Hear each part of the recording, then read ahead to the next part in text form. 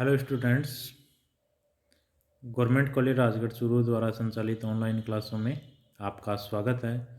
आज हम बीए पाठ प्रथम के राजनीति विज्ञान के जो प्रथम प्रश्न पत्र है उसमें परंपरागत राजनीति विज्ञान के अनुसार राजनीति विज्ञान के अध्ययन का जो क्षेत्र है उसका अध्ययन करेंगे। परंपरागत जो दृष्टिकोण है वो राजनीति विज्ञान के क्षेत्र को सीमित मानता है और उसके संदर्भ में जो विभिन्न विद्वान हैं उनके संदर्भ में अलग अलग मत हैं। वो अलग अलग विषय और राजनीति विज्ञान के क्षेत्र के अंतर्गत सम्मिलित करते हैं। गार्नर है, गार्नर के अनुसार राजनीति विज्ञान में निम्न 3 तत्वों का अध्ययन है वो किया जाता है। पहला है राज्य की प्रकृति व उसकी उत्पत्ति की खोज। दूसरा है राजनीतिक संस्थाओं के स्वरूप, उसके इतिहास, विभिन्न रूप, इनका अध्ययन किया जाता है। और तीसरा है कि उक्त खोज व अन्वेषण के आधार पर राजनीति विकास के नियमों का यथासंभव अनुमान लगाना, कि राजनीति विकास के क्या नियम हैं उनका अनुमान लगाना है, उनको पता करना। तो ये जो 3 तत्व हैं उनका अध्ययन है वो गार्नर है और राजनीति विज्ञान के अंतर्गत सम्मिलित करता है। जबकि विलोबी के अनुसार जो राजनीति विज्ञान में जिन जिन विषयों का अध्ययन किया जाता है वो हैं राज्य, सरकार व कानून।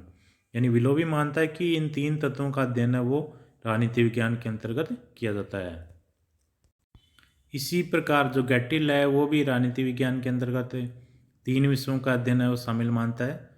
राज्य की उत्पत्ति, राजनीतिक सिद्धांतों व उनका विकास, राजनीतिक संस्थाएं। यानी राज्य की उत्पत्ति, राजनीतिक संस्थाएं और राजनीतिक सिद्धांतों का विकास। दूसरा है वर्तमान राजनीतिक संस्थाओं और सिद्धांतों का अध्ययन। तीसरा है राज्य के आदर्श या भावी स्वरूप को निश्चित करना। तो ये 3 विषयों का जो गैटिल है वो राजनीति विज्ञान के अंतर्गत अध्ययन करता है। 1948 में यूनेस्को का सम्मेलन के द्वारा राजनीति विज्ञान के जो विद्वान हैं उनका सम्मेलन आयोजित किया गया था। उन्होंने राजनीति विज्ञान के अंतर्गत निम्न विषयों का जो अध्ययन है वो शामिल किया था। राजनीतिक सिद्धांत, राजनीतिक संस्थाएं, राजनीतिक दल, दबाव समूह, लोकमत व अंतर्राष्ट्रीय संबंध, इनका अध्ययन है वो यूनेस्को के जो सम्मेलन है उसमें राजनीति विज्ञान का निर्धारित किया गया था।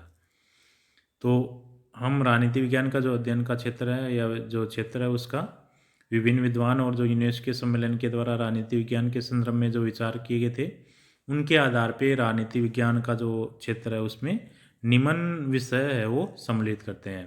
पहला है मानव का अध्ययन। राजनीति विज्ञान में संपूर्ण मानव जीवन का अध्ययन नहीं किया जाता है, बल्कि मानव के राज्य संस्था के संदर्भ में ही मानव का अध्ययन किया जाता है। यानी मानव के जो राजनीतिक क्रियाकलाप हैं उन्हीं का अध्ययन है और राजनीति विज्ञान के अंतर्गत किया जाता है, न कि उसके समस्त क्रियाकलापों का अध्ययन। जो मानव है, नागरिकों के लिए राज्य की उत्पत्ति होती है। नागरिक या जो मानव है उन्हीं के लिए राज्य का अस्तित्व रहता है और राज्य के द्वारा जो स्वीकृत अधिकार हैं उनका प्रयोग मानव के द्वारा किया जाता है। तो ये जो सभी स्वरूपों का जो अध्ययन है वो मानव का अध्ययन के संदर्भ में किया जाता है।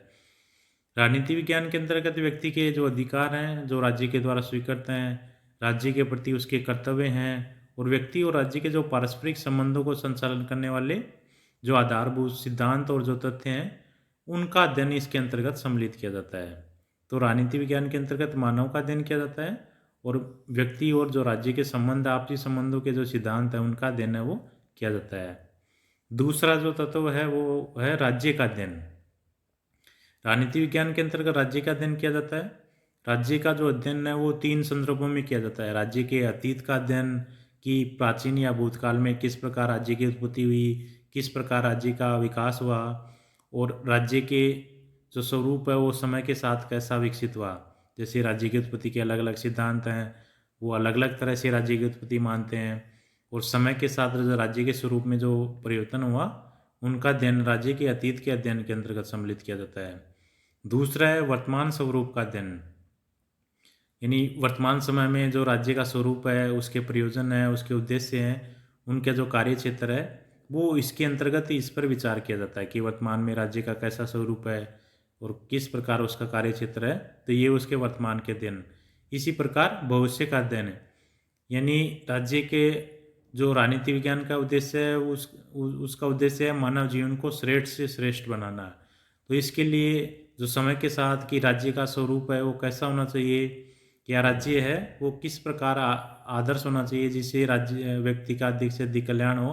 तो राज्य के स्वरूप, उद्देश्य और कार्य क्षेत्र के संदर्भ में वर्तमान समय में जो नए नए विचार प्रस्तुत किए जा रहे हैं और राज्य को जो श्रेष्ठ बनाने के लिए जो कार्य किए जा रहे हैं, उन सभी का अध्ययन है वो राज्य के भविष्य के अध्ययन के अंतर्गत किया जाता है।